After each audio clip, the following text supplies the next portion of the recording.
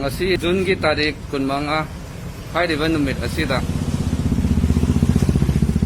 aikoigi ST tender gi mangoi na phamba community hall gina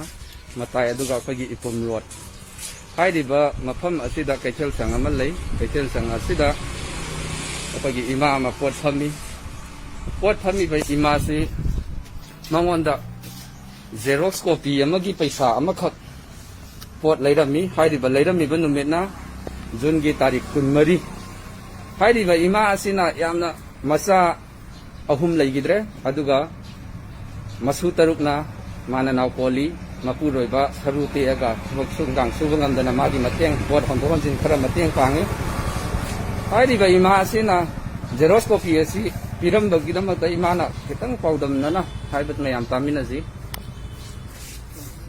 haibiro ima asi aina oyon dariba ase janpa om laikidre isu taruk poli mau onga haba ingang subangam da banina igi nuparu accident saru om je kana haba subangam da nai po thang to thangin je kana auni yebuga isu taruk yo na bawna bada ina na pikare yo medin no mai chengja wana awa na le kai po eng sayang pu ba mata masida engonda na kaligi pe chapiram ba se matung manau de thopi da na ba aina di janga ji ta na bahut na nu mangani sa gi jengwan da baya de mung manung gi pu da baya de awa pa me am ji na matung da po yom ba imai beng khudima isina khudima summa thabaki thok da na ba pe cha de ni yin jam biwa du go tawri ba misa adu du ba pun sigi mikha pomba oi jano ai wai da simai na ko ju phag ba oi jano ai gi sai su miam yo pje sida wana de ma ko ju phag ba oi jano ya raga ilo sala ai yang wa le paisa do amtang mayam da bunna utte ko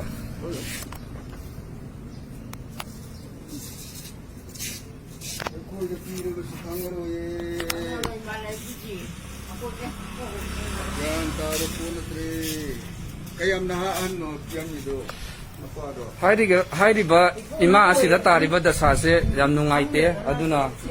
mayamna asugumba tauba thabak tauriba miyosingna sumbase matungda amuk hanna tawbidanaba mayamda ningsingjari